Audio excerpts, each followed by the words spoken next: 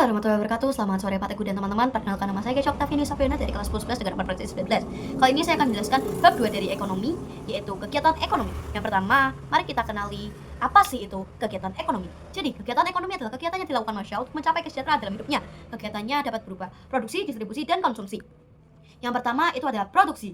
Jadi, pengertian dari produksi adalah kegiatan menambah faedah atau kegunaan barang, menciptakan benda baru yang dapat bermanfaat bagi pemenuhan kebutuhan. Produknya berupa barang dan jasa. Tujuan secara umumnya yaitu memenuhi kebutuhan manusia dan mencapai kemakmuran.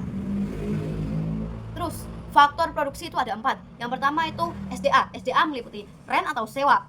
Yang kedua ada SDM, meliputi gaji atau wage atau upah. Yang ketiga ada modal, meliputi interest atau bunga. Dan yang keempat ada kewirausahaan, meliputi laba atau profit.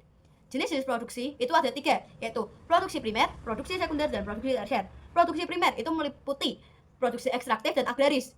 Jadi, produksi ekstraktif adalah kegiatan produksi yang langsung mengambil barang mentah tersebut dari alam. Contohnya seperti pertambangan. Sedangkan agraris itu harus diolah terlebih dahulu. Seperti contohnya ada tanah yang subur. Lalu kita tanami dengan sayuran, maka kita memerlukan waktu untuk mengambilnya. Itu yang dinamakan dengan produksi agraris. Yang kedua itu ada produksi sekunder, meliputi industri. Contohnya seperti industri baju, industri baju, sepatu, tas, dan yang lainnya. Lalu ada produksi tersier, yaitu meliputi perdagangan dan jasa.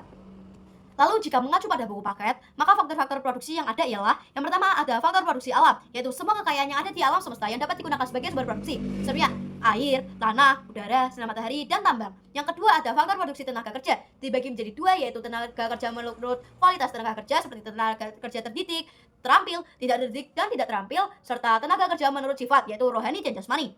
Yang ketiga, ada faktor produksi modal, yaitu benda-benda hasil produksi yang digunakan untuk proses produksi barang-barang dan jasa-jasa yang lain.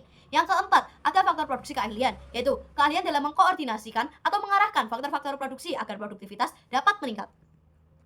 Lalu ada teori perilaku produsen. Yang pertama, produsen mencari keuntungan dengan menghasilkan barang atau jasa sebanyak-banyaknya melalui modal yang sesedikit mungkin.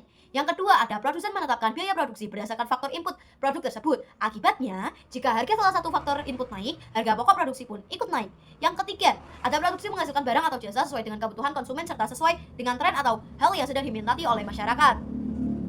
Lalu yang kedua, kita masuk ke distribusi nih. Jadi, pengertian dari distribusi adalah kegiatan menyalurkan barang atau jasa dari produsen kepada konsumen agar dapat digunakan sesuai kebutuhan. Tujuannya, yang pertama itu memastikan barang atau jasa sampai ke konsumen tepat waktu, jumlah dan tempat sehingga kebutuhan masyarakat terpenuhi. Faktor-faktornya yaitu yang pertama, produk, meliputi nilai barang, daya tahan barang, dan ukuran barang. Yang kedua, pasar, meliputi letak geografis, kebiasaan masyarakat, dan jumlah pembeli. Yang ketiga, produsen, meliputi pendanaan, pengawasan saluran, dan pelayanan. Yang keempat ada perantara, meliputi pelayanan perantara, ongkos kirim, dan volume penjualan. Lalu, cakupan kegiatan distribusi. Yang pertama itu ada pembelian, yaitu kegiatan membeli barang dari produsen. Yang kedua ada pemilahan dan pengelompokan barang, yaitu kegiatan memilah dan mengelompokkan barang yang dibeli sesuai bentuk, ukuran, dan mutu barang. Yang ketiga ada pembungkusan dan pengepakan barang, yaitu kegiatan membungkus dan mengepak barang yang sudah dipilih dan dikelompokkan dengan tujuan agar barang tidak mudah rusak, mudah diangkut, dan menarik perhatian konsumen untuk membeli barang tersebut. Kayak misal contohnya itu lagi di supermarket. Jadi itu ada rak-rak seperti rak pertama itu rak khusus makanan instan seperti mie, terus itu kayak ada mie dari berbagai merek, terus yang rak kedua itu khusus alat-alat mandi, ada sampo, sabun, pasta gigi, dan yang lain-lain. Terus yang keempat itu ada pengundangan, yaitu kegiatan menyimpan barang sementara, terkadang dilakukan untuk menunggu harga barang naik. Jadi kita tuh membeli barang nih, kita beli langsung dari pabriknya itu 10.000. Nah biasanya kita jualnya tuh 15.000, tapi tiba-tiba tuh pasarannya turun jadi 13.000. Kan kita kayak oh tidak mau karena kita mau jualnya 15.000. Makanya kita gudangkan dulu barang-barangnya atau kita simpan dulu untuk menunggu harganya lebih kembali stabil. Terus yang kelima ada pengangkatan dan pengangkutan, yaitu kegiatan memindahkan barang dari lokasi pembelian ke gudang, kemudian dari gudang ke toko atau ke konsumen secara langsung. Lalu pihak-pihak dalam distribusi, itu yang pertama ada agen. Agen adalah perantara yang melakukan pembelian dan perjualan dengan perjanjian. Agen pembelian adalah agen yang khusus melakukan perjanjian pembelian, dan agen penjualan adalah agen yang khusus melakukan perjanjian penjualan. Yang kedua ada makelar, yaitu perantara yang menjual atau membeli barang atas nama orang lain. Yang ketiga ada komisioner, yaitu perantara yang menguasai barang dan dapat bertransaksi atas nama sendiri untuk mendapatkan komisi. Dan yang keempat itu ada importir, yaitu pihak yang membeli barang dari luar negeri untuk dipasarkan di dalam negeri. Yang kelima ada eksportir, yaitu pihak yang menjual barang hasil dalam negeri ke pasar luar negeri. Terus yang keenam ada perdagangan besar atau grosir, yaitu penjualan barang dalam jumlah yang besar yang menyalurkan produknya ke pedagang eceran, bukan ke konsumen seperti langsung. Contohnya kayak di pasar nih, banyak banget tuh pedagang besar atau grosir. Biasanya tuh dibeli buat toko-toko kecil kayak toko Madura gitu kan. Terus Yang selanjutnya ada pedagang eceran. Nah, ini dia, penjual yang membeli barang dari produsen atau grosir untuk dijual langsung kepada konsumen akhir. Biasanya yang ini yang dekat sama rumah atau lingkungan kita.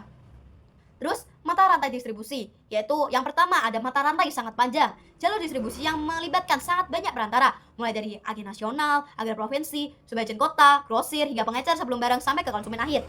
Yang kedua, ada mata rantai panjang, jalur distribusi yang menggunakan beberapa perantara seperti agen provinsi, subagent kota, grosir, dan pengecer, namun jumlahnya lebih sedikit dibandingkan mata rantai sangat panjang.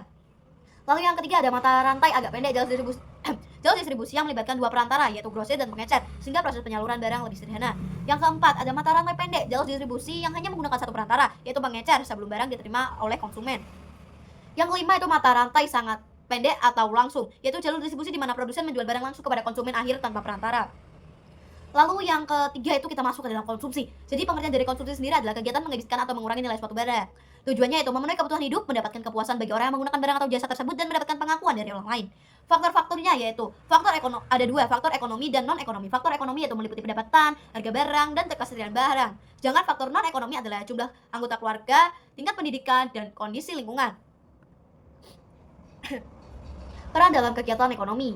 Yang pertama itu pengertiannya subjek kegiatan ekonomi, baik perorangan ataupun pemerintah yang sedang melakukan kegiatan ekonomi.